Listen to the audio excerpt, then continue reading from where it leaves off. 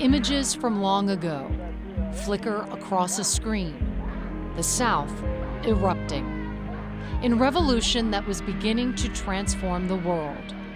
Who risked their lives reporting from those uncivil front lines, said then and say now, the best among them, the powerhouse, who was leading and defining the news coverage, unwittingly changing history through his reporting, was this unassuming, plain-spoken son of the Jim Crow South, the New York Times man based in Atlanta, Claude Sitton, as if born for just such a time as this.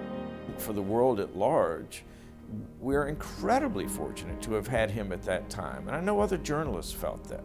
Unanimously, it seems, everyone said the best of the breed is Claude Sitton.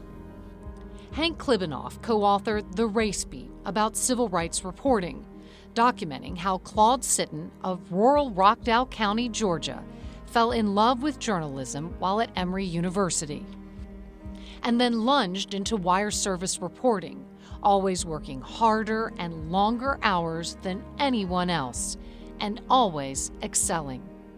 And in 1958, the New York Times assigned Sitton to cover the South and civil rights from Atlanta, the perfect union. The one reporter best prepared, by birthright and journalistic credentials, to cover it all.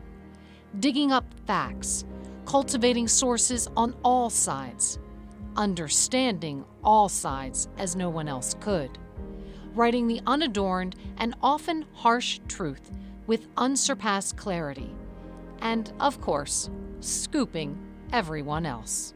He was indefatigable. He had that determination to get to the heart of a story and to tell it for all to see and then to make their own judgments about it. He was dogged.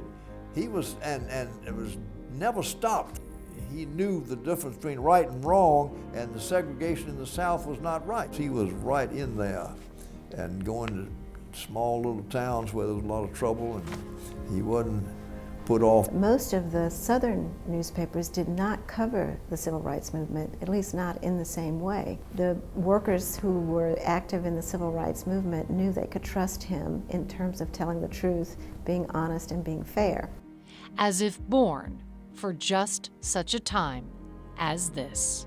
I think and hope also for the world at large, whatever the world is that we're talking about, there will be a recognition that the kind of journalism that Claude was doing is essential. It's absolutely essential to our democracy.